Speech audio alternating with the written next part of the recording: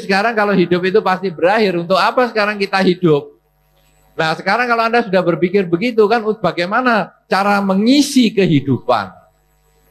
Jadi saya tadi sudah sampaikan bahwa kita pasti akan berakhir, yaitu ada kiamat kecil, pertemuan akan berakhir dengan perpisahan, kiamat menengah, kelahiran akan berakhir kematian, kiamat besar, bumi terbentuk, akhirnya akan kiamat.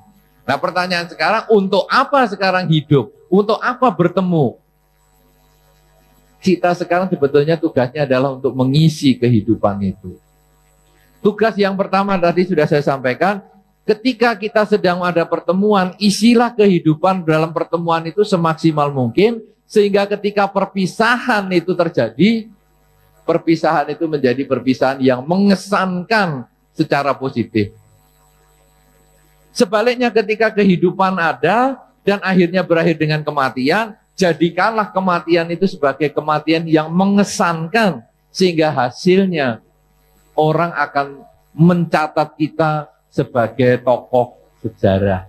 Kenapa? Karena dia kita bermanfaat. Saudara-saudara, saya akan ambil contoh. Saudara kenal Presiden RI yang pertama? Tahu namanya? Tahu Presiden Amerika yang pertama? Hah? Tahu? Tahu atau tidak? Siapa yang tahu Presiden Amerika yang pertama?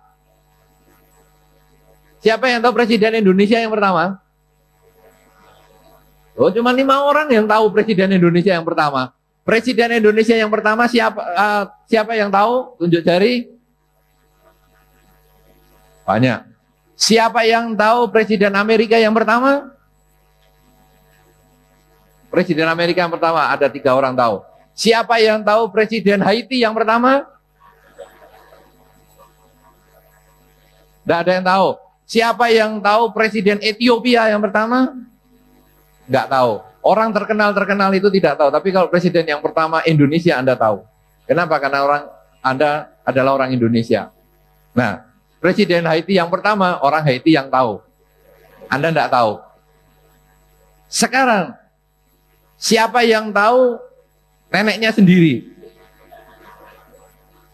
Cuma 4 orang. Oh, tahu semua. Siapa yang tahu kakeknya sendiri? Oke. Berarti apa saudara? Orang terkenal dimanapun saja, untuk Anda sebetulnya tidak bermanfaat. Ya toh? Presiden pertama Amerika bagi Anda apa gunanya? Tidak ada gunanya toh. Presiden Haiti yang pertama, apa gunanya untuk Anda? Tidak ada gunanya. Tapi nenek Anda kok Anda kenal? Bukan Presiden Amerika, bukan Presiden Haiti, tapi nenek Anda kenal. Kakek Anda kenal. Ayah Anda, ibu Anda kenal. Guru Anda kenal. Sahabat Anda kenal. Kenapa? Karena mereka berjasa kepada Anda. Ya kan? Orang yang Anda kenal karena dia memberikan kebahagiaan untuk Anda. Karena itu ngapalkan presiden mana-mana, tidak ada gunanya. Nah kalau sekarang Presiden Indonesia kenapa? Karena itu berharga untuk Anda. Karena jasanya yang membuat kita menjadi seperti hari ini. Saudara-saudara, ini menjawab pertanyaan si penanya tadi yang mengatakan, kalau hidup itu selalu berubah, untuk apa kita hidup? Kakek Anda, kakek kita mungkin meninggal. Nenek kita mungkin sudah meninggal. Tapi kenapa kita mengingat dia? Karena dia berjasa kepada kita. Artinya dia bisa mengisi kehidupannya yang berubah. Karena ada ketidakkekalan adanya kiamat menengah itu diisi dengan maksimal, maka membuat kita menjadi terkesan. Sekarang tugas kita yang ada kiamat kecil, pertemuan akan ada perpisahan, isilah kiamat kecil ini dengan hasil yang maksimal, sehingga perpisahan membuahkan kebahagiaan. Ketika kiamat menengah muncul, yaitu kematian datang, isilah sepanjang hidup kita ini secara maksimal, sehingga kematian datang itu pun memberikan kesan yang mendalam. Sama dengan kakek nenek kita yang sangat berkesan untuk kita, karena dia telah mengisi hidupnya secara maksimal. Kemudian ketika kiamat besar datang, maka kalau kita mengisi hidup kita ini secara maksimal, maka hidup kita pun akan bermanfaat. Bermanfaat untuk diri kita, bermanfaat juga untuk lingkungan. Karena itu, walaupun hidup itu berubah, bukan kita lalu mengatakan, ya tujuan hidup apa ya? Hidup ini kan tujuannya adalah kematian. Ya sudahlah, kita tunggu mati aja. Mari kita santai-santai duduk di pinggir jembatan, tunggu kematian. Ini menjadi tidak bermanfaat.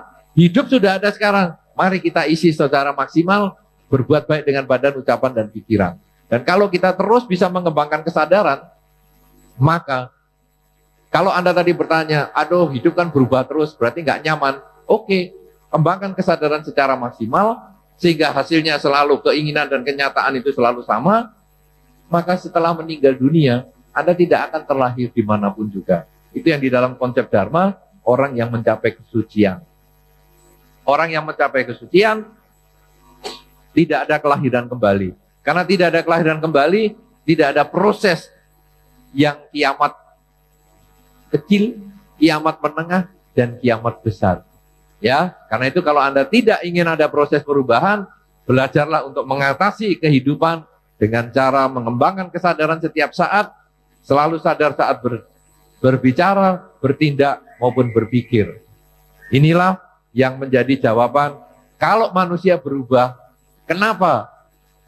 Atau apa yang harus kita lakukan, yaitu dengan mengembangkan kebajikan, dan yang kedua saya tambahkan tadi, adalah mengembangkan kesadaran, sehingga tidak terlahir